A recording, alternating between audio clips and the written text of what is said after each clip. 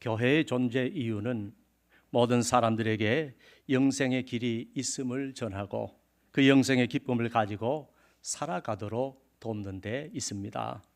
교회 역사를 보면 분명한 사실이 있습니다. 교회가 영생의 기쁜 소식을 힘써 전할 때 하나님께서는 성도들에게 범사의 큰 복을 내려주셨습니다. 그러나 그 복음을 게을리할 때는 모든 것이 메마르고 범사에 어려움이 찾아왔습니다. 한국 교회도 마찬가지입니다. 영생의 복음을 힘써 전할 때에는 많은 복을 받았습니다. 그러나 이것을 소홀히 하게 되니까 교회가 침체되고 힘을 잃고 여러 가지 어려움과 혼란이 찾아왔습니다. 이것을 소홀히 전하다 보니 많은 사람들이 매주일 교회에 출석을 하면서도 영생의 축복을 누리지 못하고 있습니다. 심지어 성도들 가운데도 영생의 확신을 갖지 못한 채 무기력하게 신앙생활을 하는 사람들도 있습니다. 왜 많은 성도들이 여전히 죽음에 대한 두려움을 가지고 있을까요? 한마디로 영생에 대한 확신이 없기 때문입니다. 그러나 누구든지 영생에 대한 확신을 갖게 되면 얼마든지 담대하게 살아갈 수가 있습니다. 사랑하는 여러분, 여러분은 어떻습니까? 여러분은 왜 교회를 다니십니까? 왜 예수를 믿습니까? 우리는 이 심각한 문제에 대해 분명한 답을 해야 합니다. 저는 여러분에게 영생의 확신, 곧 구원의 확신을 드리기 위해 오늘부터 몇 주 동안 기독교 복음을 전해드리려고 합니다. 그러므로 어떤 일이 있어도 앞으로 몇 주 동안 주일 예배를 빠지지 않고 참석하시기를 바랍니다. 아마 한 주라도 빠지게 되면 상당히 후회하게 될 것입니다. 여러분, 오늘 설교 제목을 당신이 오늘 밤 이 세상을 떠난다면 이렇게 정했습니다. 그런데 오늘 설교 제목이 오늘 설교 내용과는 조금 다르게 느껴질 수도 있습니다. 그러나 오늘 설교는 앞으로 몇 주 동안 이어질 복음 설교 시리즈와 연결되기 때문에 전체적인 흐름에 맞추어서 제목을 정한 것입니다.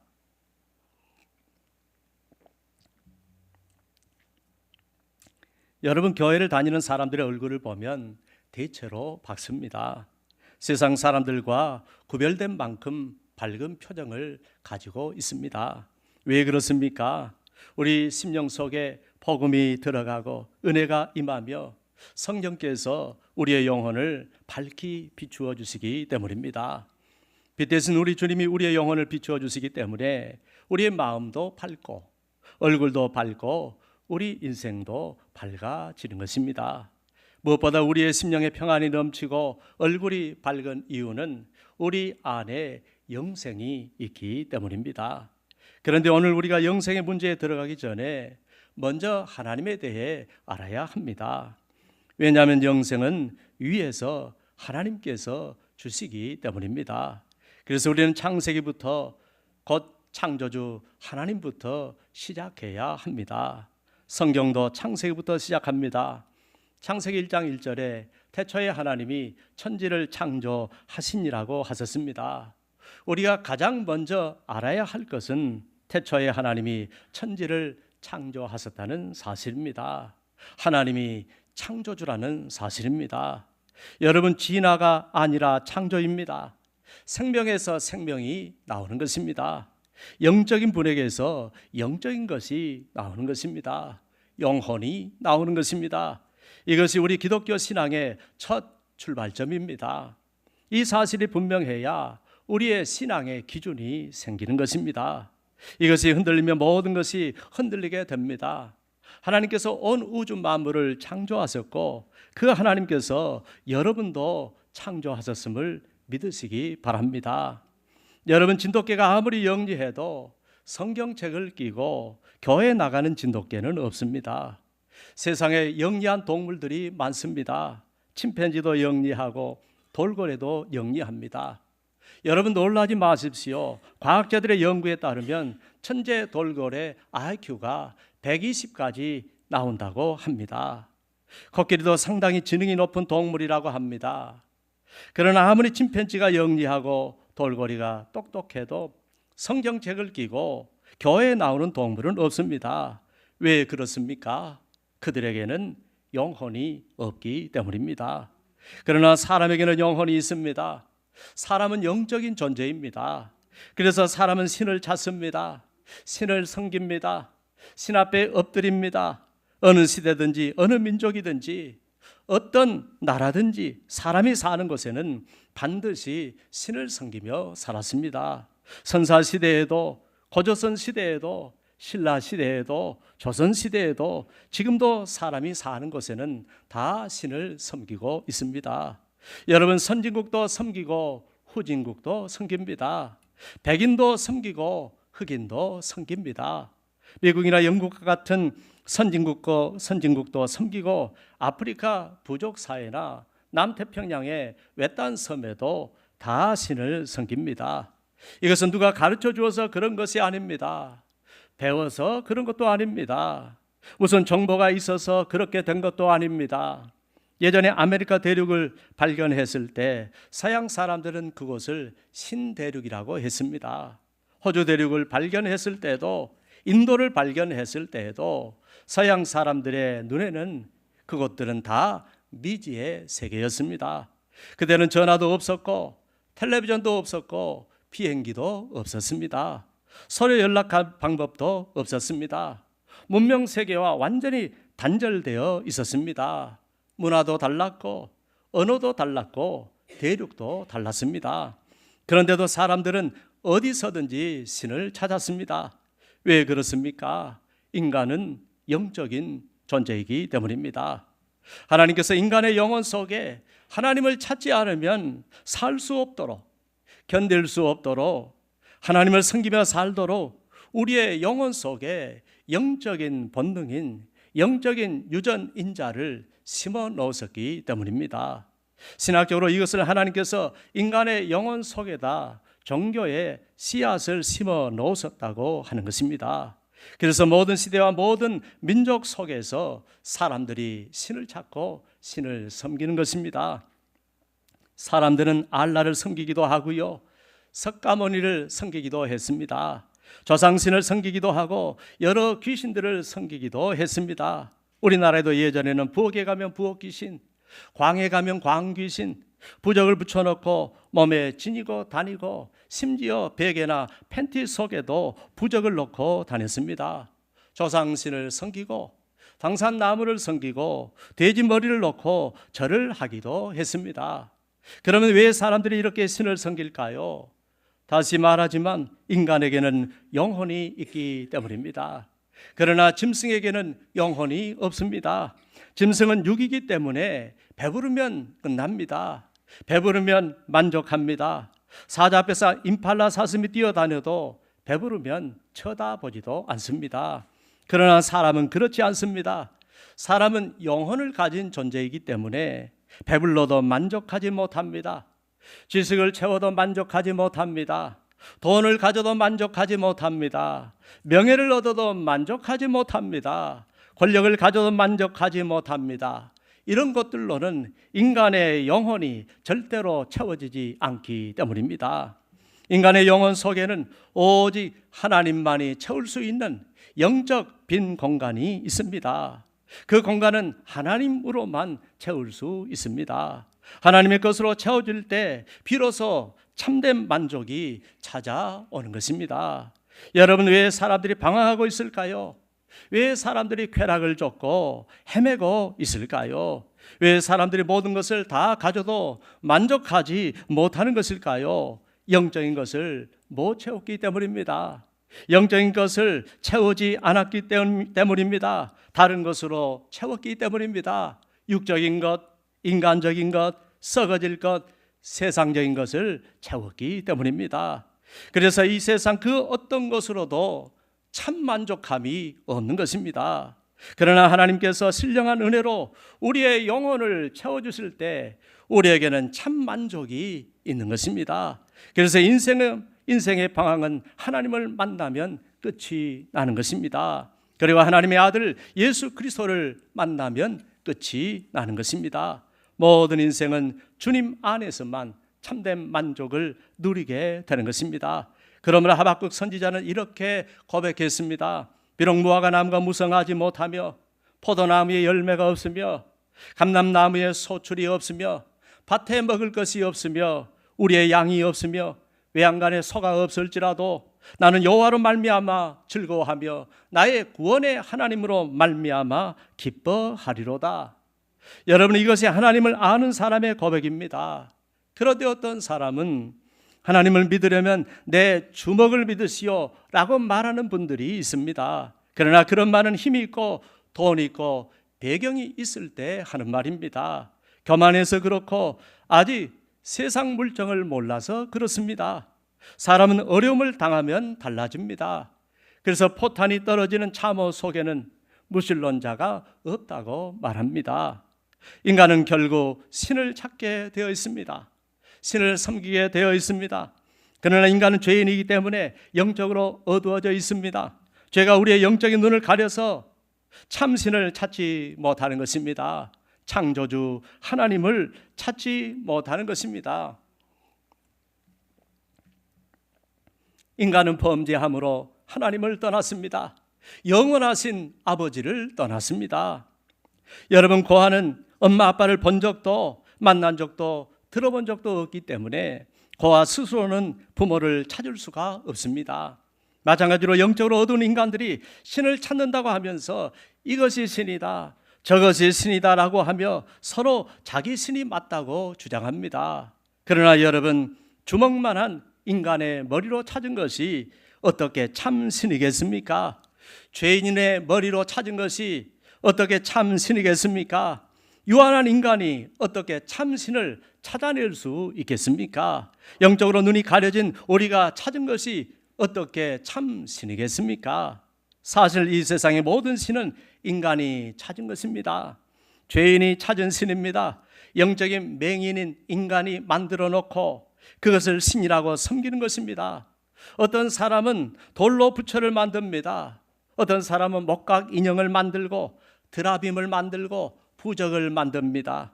그리고 그것을 섬깁니다. 얼마나 어리석은 일입니까? 그런데 최첨단 컴퓨터 회사나 AI 회사를 차려놓고도 돼지머리에 고사를 지냅니다. 학문의 전당이라는 대학에서도 돼지머리를 놓고 절을 합니다. 여러분, 돼지가 신입니까? 인간이 짐승에게 절을 합니다. 자기가 기르던 돼지를 말 안 듣는다고 때리고 잘하면 잡아먹습니다. 그리고 돼지의 머리를 잘라놓고 억지로 웃게 만들어 놓은 다음에 거기에 절을 합니다. 영혼이 없는 것을 영적 존재인 인간이 섬기고 있는 것입니다. 얼마나 어리석은 모습입니까? 이처럼 인간은 영적으로 어둡고 어리석습니다. 이처럼 세상의 모든 종교는 인간이 신을 찾아서 그것이 신이라고 생각하며 섬기는 종교입니다. 심지어 어떤 인간은 자기가 스스로 신이 되기도 합니다. 석가모니가 보리수 나무 아래서 돌을 닦다가 해탈이 돼서 신이 되었다고 말하고, 어떤 사람은 스스로 교주가 되고 자기가 하나님이라고 말합니다. 그러나 기독교는 그런 인간이 만든 종교가 아닙니다. 하나님이 찾아오신 종교입니다. 하나님이 인간을 찾아오셨습니다. 어리석은 인간, 아무것도 모르는 인간에게 하나님께서는 내가 하나님이다, 내가 참 신이다, 나만이 너희가 찾아야 하고 너희가 만나야 할 신이라고 말씀하셨습니다. 여러분, 고아는 엄마 아빠를 알아보지 못합니다. 엄마 아빠가 찾아와서 말해줄 때 그때 모든 의문이 다 풀리는 것입니다. 마찬가지로 하나님이 가르쳐 주신 것만이 진리입니다. 우리는 하나님이 말씀하신 것만 믿을 수 있습니다. 그분만이 자신에 대해서 가장 잘 아시기 때문입니다. 여러분, 진리는 하나입니다. 하나님은 한 분입니다. 우리를 낳아주신 부모가 한 분인 것처럼 창조주 하나님도 한 분이십니다. 이것은 독선이 아닙니다. 편협함도 아닙니다. 이것은 진리의 문제인 것입니다. 진리는 하나입니다. 세상에 약 80억이 넘는 80억 가량의 인구가 살고 있지만 나라는 존재는 하나입니다. 마찬가지로 우리를 창조하시고 살게 하신 창조주는 오직 한 분이신 것입니다. 그런데 많은 사람들이 하나님을 부인하며 이렇게 말합니다. 무슨 소리입니까? 이 세상은 창조된 것이 아니라 진화된 것입니다. 그러나 여러분, 이것을 아셔야 합니다. 진화론은 생명의 변화를 설명하려는 과학적 이론의 하나일 뿐입니다. 진화론이 인간 존재의 궁극적인 의미와 영적인 문제까지 설명해 주지는 못합니다. 과학이 설명할 수 있는 것은 한계가 있고, 인간의 영혼과 존재의 궁극적인 의미는 하나님의 계시가 없이는 온전히 알 수가 없는 것입니다. 그리고 실은 과학적으로 해도 훨씬 더 과학적인 것이 창조론이라고 합니다. 그런데도 세계적으로 진화론이 득세하는 이유는 과학자들 중에 기득권층이 진화론 신봉자들이 많기 때문입니다. 그리고 사람들이 창조론을 믿지 않는 이유는 하나님이 천지를 창조하실 때 자기 눈으로 직접 보지 않아서 그렇다는 것입니다. 그리고 과학에 대해 더 깊게 알지 못하니까 훨씬 더 과학적이라는 창조론을 믿지 못하는 것입니다. 그래서 우리나라에도 창조과학회라는 단체가 생겼습니다. 제가 알기로는 한동대 총장을 지내신 고 김영길 박사님이 창조과학회를 시작하신 것으로 알고 있습니다. 김영길 박사님은 미국 항공우주국, 즉 나사에서 연구하던 과학자였습니다. 합금 개발과 관련된 연구로 세계적인 과학자로 인정을 받았고, 미국의 과학영광과 같은 책에 한국인으로서는 드물게 이름이 올라간 분이십니다. 이분도 처음에는 하나님을 믿지 않던 분이 있었는데 아내를 잘 만나가지고 믿는 아내를 만난 후에 하나님을 믿고 난 이후에 온 우주 만물은 창조가 확실하다는 믿음을 갖게 되었고 창조과학계를 시작했다고 합니다. 창조과학계 회원들을 보면 카이스트 교수를 비롯하여 국내에 여러 과학자들이 참여하고 있습니다. 이들은 모두 뛰어난 과학자들이지만 한결같이 우주는 우연히 생긴 것이 아니라 창조된 것이라고 주장하고 있습니다. 자, 그러면 진화론이 왜 우리 신앙의 기초가 될 수 없는지 한번 생각해 보겠습니다. 진화론자들은 무기질이나 유기질 같은 물질인 단백질 같은 게 시간이 지나고 세월이 흐르니까 변해가지고 단세포 생물이 되었다고 말합니다. 또 세포 하나로 이루어진 단세포 생물이 시간이 지나니까 세포가 많은 다세포 생물이 되었다고 하고, 다세포 생물이 이제는 입도 있고 간편한 기관도 있고 항문도 있는 저등 생물로 진화가 되었다고 말합니다. 그리고 그 저등 생물이 또 시간이 지나니까 뇌가 생기고 눈, 코, 입, 내장, 기관도 생기는 고등생물로 변했다고 말합니다. 그리고 이 고등생물이 시간이 지나니까 사람이 되었다고 말합니다. 사람과 비슷하게 생긴 유인원이 점점 진화해 가지고 인간이 되었다는 것입니다. 만일 원숭이가 사람이 되었다는 것이 사실이라면 지금도 원숭이가 사람으로 변하고 있어야 합니다. 오히려 옛날보다 훨씬 시간이 많이 지났으니까 원숭이가 더 빨리 더 많이 변해야 합니다. 그리고 머리가 사람으로 변하고 있는 원숭이, 가슴까지 변하고 있는 원숭이, 손발까지 변하고 있는 원숭이들이 있어야 하지 않겠습니까? 그러나 그런 원숭이는 없습니다. 한 번 원숭이는 영원한 원숭이입니다. 과학적으로 원숭이 염색체와 인간의 염색체는 근본적으로 다르다는 사실이 밝혀졌습니다. 어떤 사람들은 쥐와 인간이 상당히 비슷하다고 말합니다.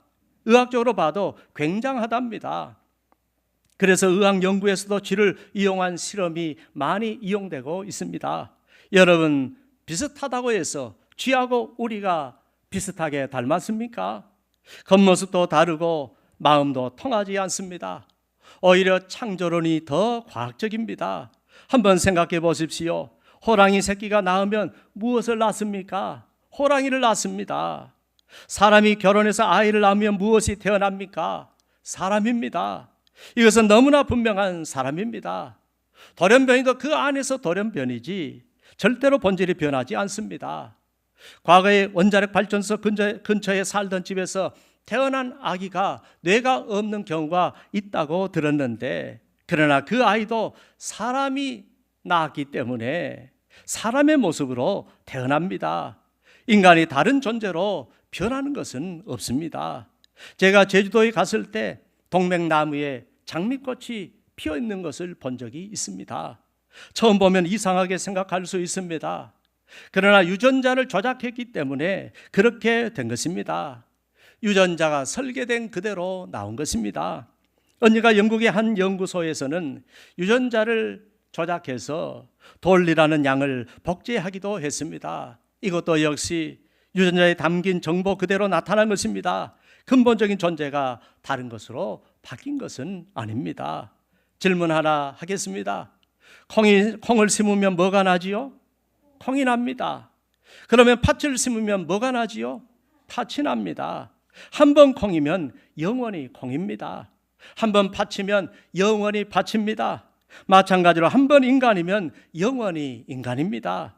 한 번 신이면 영원히 신입니다. 인간은 인간이고 하나님은 하나님입니다. 존재가 변하는 것은 없습니다. 콩이 팥이 되거나 인간이 신이 되는 법은 없습니다. 하나님만이 참 신이고 그분이 가르쳐 준 것만이 참된 진리인 것입니다. 또 과학자들이 우주의 빅뱅 이론을 말하면서 어느 날 갑자기 큰 폭발로 인해서 그냥 우주가 생겼다고 말합니다. 언젠가 수억 광년, 수십억 광년 전에 우주가 큰 폭발이 있었고 그때 거대한 태양계 행성들이 여기저기서 나타나고 어마어마한 은하계가 수천억 개가 생겼다고 말합니다. 그러나 아무것도 없는 상태에서 에너지가 생길 수 있습니까? 가만히 있는데 에너지가 저절로 생겨납니까? 그렇지 않습니다. 우리가 밥을 짓거나 국을 끓일 때도 에너지가 있어야 화학 반응이 일어납니다. 에너지가 없으면 아무 일도 일어나지 않습니다. 아니 가만히 있는데도 가스가 생겨나고 에너지가 생겨나고 폭발을 했다고 하니 얼마나 허무맹랑한 이야기입니까? 이 세상은 하나님이 창조한 것입니다. 창조 과학을 연구하는 학자들도 우주의 시작에는 반드시 누군가의 창조 행위가 있었다고 말합니다. 그렇다면 그분이 누구실까요? 바로 하나님이십니다. 여러분 한번 생각해 보십시오. 만일 고아가 자신이 어머니를 한 번도 본 적이 없다고 해서 스스로 생겨났다고 말할 수가 있겠습니까? 우리가 어머니의 뱃속에 있었을 때를 기억하는 사람이 있습니까? 어린 시절 한두 살 때의 기억을 아는 사람이 있습니까? 기억이 없다고 해서 우리가 저절로 생겨났다고 말할 수는 없습니다. 여러분, 고아에게도 흔적이 있습니다. 배꼽, 바로 배꼽이 있습니다. 배꼽이 있다는 것은 어머니의 뱃속에서 태어났다는 증거입니다. 마찬가지로 우리 인간에게도 흔적이 있습니다. 그것이 바로 영혼입니다. 하나님을 찾고 하나님을 인정하며 영적인 것을 추구하는 것이 인간에게 있다는 사실이 바로 그 증거입니다. 그래서 우리는 진화된 존재가 아니라 창조된 존재인 줄로 믿습니다. 그러면 창조주 하나님은 어떤 분이십니까? 하나님은 모든 능력을 가지신 전지전능하신 하나님이십니다. 어디든지 계시고 우주의 편만에 계시는 무소부재하신 하나님이십니다. 시간 속에서 사라지는 분이 아니시라 영원하신 분이십니다. 하나님만이 참 신이십니다. 그리고 하나님은 오직 한 분뿐이십니다. 하나님이 우리에게 가장 기쁜 소식을 주셨습니다. 하나님의 소식을 영어로 가스펠이라고 하는데 이것은 기쁜 소식, 좋은 소식이라는 뜻입니다. 세상에는 수많은 소리가 있습니다. 그러나 하나님의 말씀만이 복음입니다. 하나님의 손님만이 모든 인간에게 가장 복된 소식이며 가장 기쁜 소식인 것입니다. 오늘 본문 누가복음 12장에 보면 무리 가운데 한 사람이 주님을 찾아와서 선생님, 내 형한테 명령을 내려서 유산을 나와 나누게 해 주십시오 하고 부탁을 했습니다. 그때 주님께서 탐심을 물리치라고 하시면서 다음과 같은 비유를 들려주셨습니다. 한 부자가 있었는데 물질의 복이 있었던지 농사도 잘 되었습니다. 밭에 소출이 풍성했습니다. 너무 농사가 잘 되어 흐뭇한 마음으로 속으로 생각했습니다. 내가 곡식 쌓아둘 곳이 없으니 어떻게 하면 좋을까? 그는 행복한 고민에 빠졌습니다. 그는 생각 끝에 이렇게 결론을 내렸습니다. 그래, 내가 이렇게 하리라. 지금 있는 곳간을 헐고 더 크게 지어서 그곳에다가 모든 곡식과 물건을 다 쌓아두면 좋겠다. 그리고 자기 영혼에게 이르되, 내 영혼아, 내가 여러 해 쓸 물건을 많이 쌓아두었으니 이제는 평안히 쉬고 먹고 마시고 즐기자고 했습니다. 그러나 이 어리석은 사람의 인생관을 보신 하나님께서, 어리석은 자여, 오늘 밤 내 영혼을 도로 찾으리니 그러면 내 준비한 것이 누구의 것이 되겠느냐고 말씀하셨습니다. 그리고 이 비유에 대하여 주님은 자기를 위하여 재물을 쌓아두고 하나님께 대하여 부요하지 못한 자가 이와 같으니라고 하셨습니다. 이 말씀은 우리의 생명과 죽음을 주관하시는 하나님께서 언젠가는 우리 영혼을 찾으신다는 것입니다. 인간은 영혼이 있습니다. 그런데도 영적인 일, 자기 영혼에 관심을 갖지 않는 사람, 영적인 준비를 하지 못하고 세상에 취해서 살아가는 인생을 주님은 어리석은 인생이라고 말씀하고 있는 것입니다. 사랑하는 여러분, 결국 하나님께서는 어느 날 우리의 영혼을 찾으실 것입니다. 그러므로 하나님께서 이제 그만 오라고 부르시면 우리는 가야만 합니다. 이 세상을 떠나야만 합니다. 이 세상을 떠나면 천국이 있고 지옥이 있습니다. 심판이 있습니다. 그전에 우리는 하나님 앞에 서야 합니다. 그리고 선악간의 심판을 받아야 합니다. 그분의 심판에 따라 우리 인생은 영원한 천국, 영원한 지옥으로 갈리게 되는 것입니다. 사랑하는 여러분, 여기서 저는 여러분에게 한 가지 인생의 궁극적인 질문을 드리겠습니다. 만일 여러분이 오늘 밤 이 세상을 떠난다면 여러분은 천국에 갈 수 있겠습니까? 지금 여러분의 가족은 어떻습니까? 지금 여러분의 남편과 아내는 어떻습니까? 지금 여러분의 자녀는 어떻습니까? 그들은 정말 천국에 갈 수 있겠습니까? 우리는 이 문제에 대해 깊이 생각해야 합니다. 부디 창조주 하나님을 믿으시고 그분이 보내신 예수 그리스도를 구주로 영접하시기를 바랍니다. 그래서 다 같이 천국에 들어가시는 가장 복된 인생들이 되시기를 주님의 이름으로 축원합니다. 한마디만 더 하면 다음 시간에 이 문제를 계속해서 말씀드리겠습니다. 이번 한 주 동안 여러분 모두가 이 문제를 마음 깊이 생각하며 진지한 영적 고민을 해보시기를 바랍니다. 기도하겠습니다. 하나님 아버지, 오늘 밤 이 세상을 떠난다면 너는 천국에 갈 수 있느냐? 말씀하시는 우리 하나님의 말씀을 들었습니다. 하나님 아버지, 예수 잘 믿게 해 주옵소서. 하나님 말씀 잘 믿게 해 주옵소서. 우리가 이 세상 언제 떠날지라도 천국 갈 수 있는 영혼 되게 하시고, 나만 천국에 갈 것이 아니라 사랑하는 우리 가족들, 우리 이웃들, 우리가 아는 많은 사람들, 그들에게 복음 전하여 그들을 천국 가게 만들 수 있는 하나님의 사람들이 되게 하여 주옵소서. 예수님의 이름으로 기도합니다. 아멘.